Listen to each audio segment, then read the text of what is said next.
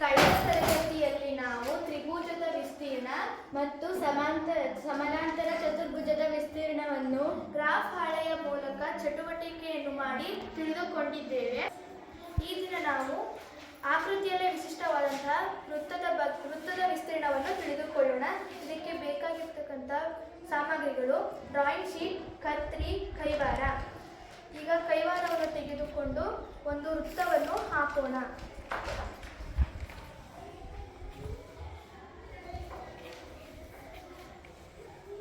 ಇವಾಗ ಕತ್ರಿಯ ಸಹಾಯದಿಂದ ಇದನ್ನು ಕಟ್ ಮಾಡಿಕೊಳ್ಳೋಣ. ಇವಾಗ ಕಟ್ ಮಾಡಿಕೊಂಡಿದ್ದೇವೆ. ದೀಪ ಇದನ್ನು ಪಕ್ಕಕ್ಕೆ ಇಡು.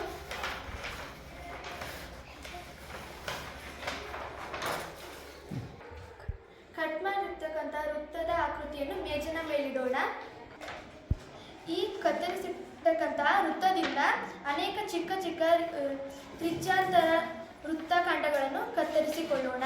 ಈಗ ತ್ರಿಜ್ಯಗಳನ್ನು ಡ್ರಾ ಮಾಡ್ಕೊಳ್ತಿದ್ದೇನೆ. ಅದರ ಮೂಲಕ ಕಟ್ ಮಾಡಿಕೊಳ್ಳಬೇಕು.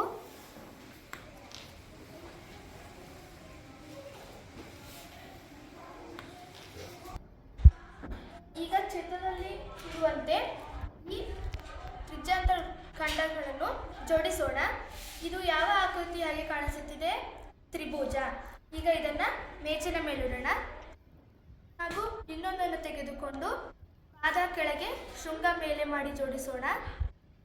ಹಾಗೂ ಮತ್ತೊಂದನ್ನು ತೆಗೆದುಕೊಂಡು ಶೃಂಗ ಕೆಳಗೆ ಪಾದ ಮೇಲೆ ಮಾಡಿ ಜೋಡಿಸೋಣ. ಮತ್ತೊಂದನ್ನು ತೆಗೆದುಕೊಂಡು ಹಾಗೆ ಜೋಡಿಸೋಣ.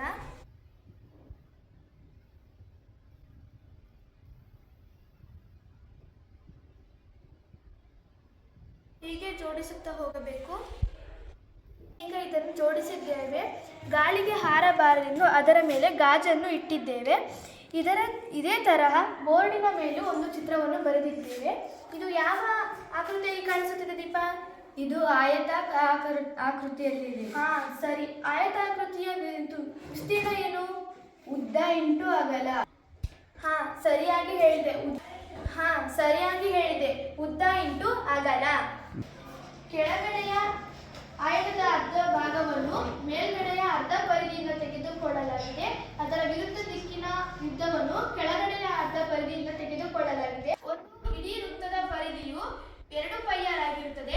ಅರ್ಧ ವೃತ್ತದ ಪರಿಧಿಯು πr ಆಗಿರುತ್ತದೆ. ಈ ಕೆಳಗಿನ ಉದ್ದವನ್ನು πr ಎಂದು ತೆಗೆದುಕೊಳ್ಳಲಾಗಿದೆ. ಇದರ ಅಗಲವು ವೃತ್ತದ ತ್ರಿಜ್ಯವಾಗಿದೆ. ಆದ್ದರಿಂದ ಇದಕ್ಕೆ r ಎಂದು ಸಂಕೇತವನ್ನು ಕೊಟ್ಟಿದ್ದೇವೆ. ಹಾಗಾದರೆ ಆಯತದ ವಿಸ್ತೀರ್ಣದ ಸೂತ್ರ ಏನು ದೀಪ? πr. ಉದ್ದ ಇಂಟು ಅಗಲ. ಸರಿಯಾದ ಉತ್ತರ. ಉದ್ದ ಇಂಟು ಅಗಲ.